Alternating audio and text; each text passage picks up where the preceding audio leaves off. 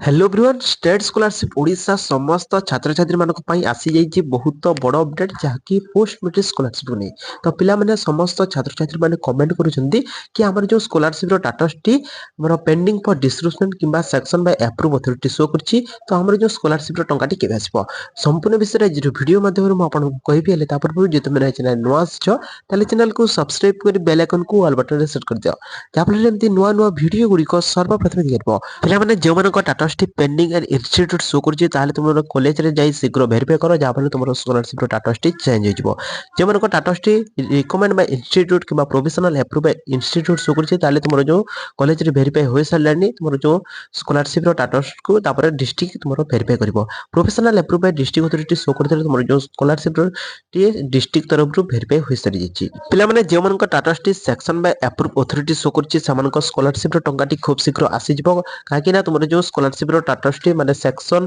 तरफ रो अप्रूव होई जाइछि तुमरो स्कॉलरशिप रो टंका टी खूब शीघ्र आसी जिवो जेमन को स्कॉलरशिप रो स्टेटस टी पेंडिंग फॉर डिस्ट्रीब्यूशन शो करछि समान को स्कॉलरशिप रो टंका टी केबे आसीबो ना तुमरो जो एससी एसटी माने तुमरो जो कैटेगरी छात्र छात्री माने रहउछन्ते समान को पेंडिंग फॉर डिस्ट्रीब्यूशन शो करिवो काहे कि ना समान को स्कॉलरशिप रो टंका टी प्रथमे तुमरो दुईटी कि तीनोटी फेज रे आसीथे तो सेति पे समान को scholarship T pending for disbursement show करूची आ तुमरो जो स्कॉलरशिप रो